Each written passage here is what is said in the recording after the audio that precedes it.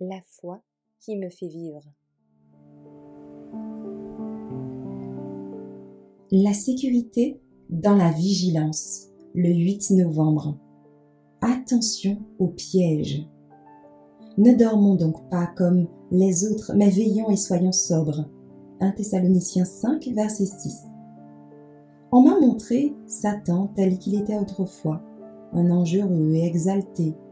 Puis on me l'a montré tel qu'il est maintenant.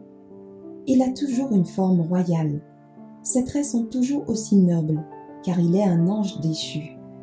Mais l'expression de son visage est pleine d'anxiété, de soucis, de malheur, de malice, de haine, de méchanceté, de tromperie et de tout autre mal.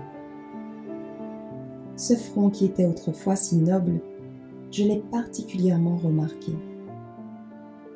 Son front a commencé à s'éloigner de ses yeux. J'ai vu qu'il s'était si longtemps penché sur le mal que toutes les bonnes qualités étaient avilies et que tous les mauvais traits étaient développés. Ses yeux étaient rusés, surnois et d'une grande pénétration. Son corps était large, mais la chair pendait mollement autour de ses mains et de son visage. J'ai vu que son menton était posé sur sa main gauche. Il semblait être dans une profonde réflexion.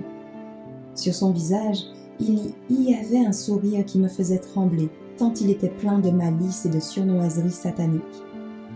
Ce sourire est celui qui arbore juste avant de s'assurer de sa victime.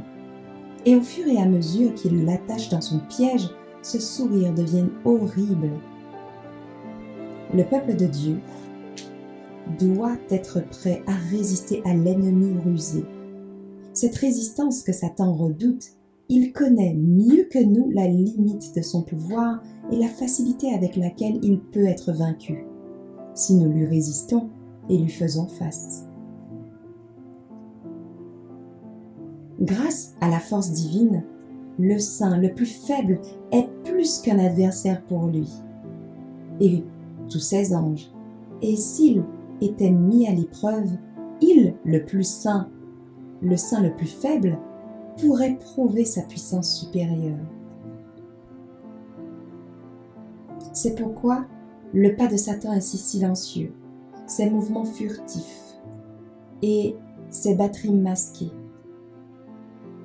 L'homme est le captif de Satan et il est naturellement enclin à suivre ses suggestions et à exécuter ses ordres. Il n'a en lui-même aucun pouvoir pour opposer une résistance efficace au mal. C'est seulement lorsque le Christ demeure en lui par une foi vivante, influençant ses désirs et le fortifiant par la force d'en haut, que l'homme peut se risquer à affronter un ennemi aussi terrible. Tout autre moyen de défense est totalement vain.